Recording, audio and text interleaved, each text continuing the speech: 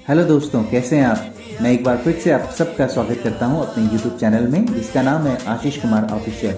आप सबको गणतंत्र दिवस की ढेर सारी शुभकामनाएं। दोस्तों, हम इस वर्ष देश का 74वां गणतंत्र दिवस मना रहे हैं। 26 जनवरी का दिन हम सब भारतीयों के लिए बेहद खास होता है, क्योंकि यह दिन हम सब भारतीय नागरिकों की लोकतांत्रिक रूप से अपनी सरकार चुनने की शक्ति को दर्शाता है। यही वजह है कि इस दिन को पूरे देश में हर्षोल्लास और उत्साह के साथ मनाया जाता है। इस राष्ट्रीय त्योहार की अपनी अलग खासियत है, जिसके चलते लोग इसे बड़े धूमधाम के साथ सेलिब्रेट करते हैं। लेकिन क्या आप जानते हैं कि भारत में गणतंत्र दिवस 26 जनवरी को ही क्यों मनाया जाता है?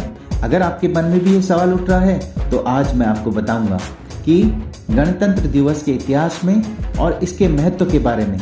जी हाँ, दरअसल हर साल 26 जनवरी को गणतंत्र दिवस इसलिए मनाया जाता है क्योंकि इसी दिन पूरे देश में संविधान लागू किया गया था।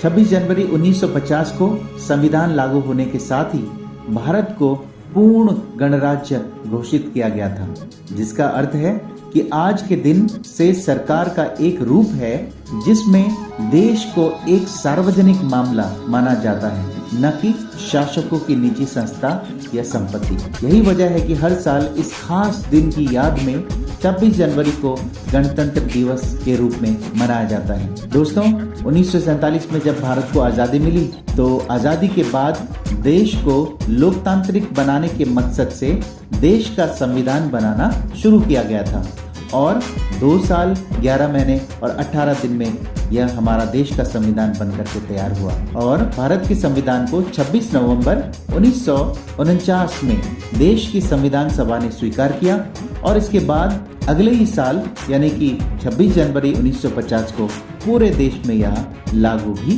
किया गया था। और दोस्तों, भारत के संविधान की प्रस्तावना में यह लिखा है कि भारत एक संपूर्ण प्रभुत्व संपन्न समाजवादी पंथ निरपेक्ष लोकतंत्रात्मक गणराज्य है तथा इसको बनाने के लिए हम सब नागरिकों को भारत का संविधान हमें सामाजिक, आर्थिक, राजनीतिक न्याय, विचार की अभिव्यक्ति, विश्वास, धर्म व उपासना करने की स्वतंत्रता, प्रतिष्ठा तथा समान अवसरों को प्राप्त कराने के लिए तथा उन सब में व्यक्ति और व्यक्तियों की गरिमा और राष्ट्र की एकता तथा अखंडता को सुरक्षित करने की भी स्वतंत्रता प्रदान करता है। तो आइए आज इस दिन को विशेष बनाएं और अपने देश के लिए तथा विश्व शांति के लिए प्रार्थना करें। आइए हम सब प्रार्थना करते हैं। हमारे प्रभु परमेश्वर, हम धन्यवाद देते हैं हमारे इस देश के लिए, जिस देश में प्रभु जी आपने हम सबको रखा है, जो देश हमको प्यारा है। आज प्रभु जी इस गणतंत्र दिवस के दिन पर, जिस दिन में हमारे देश में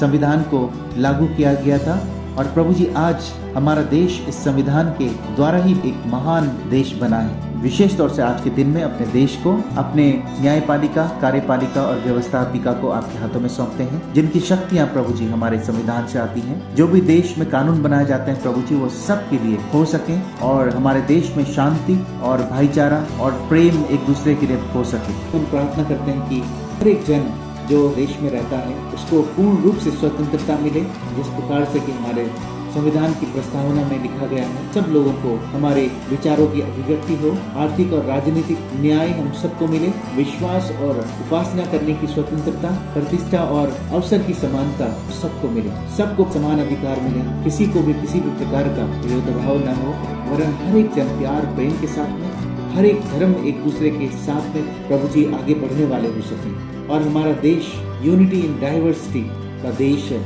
अनेकता में एकता का देश है।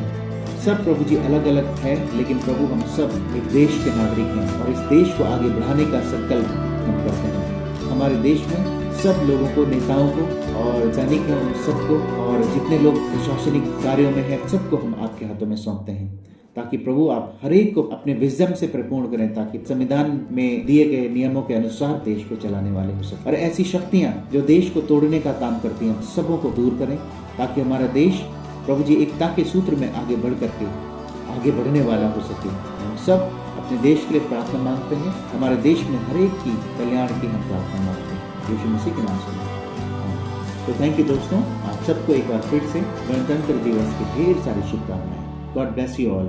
God bless India.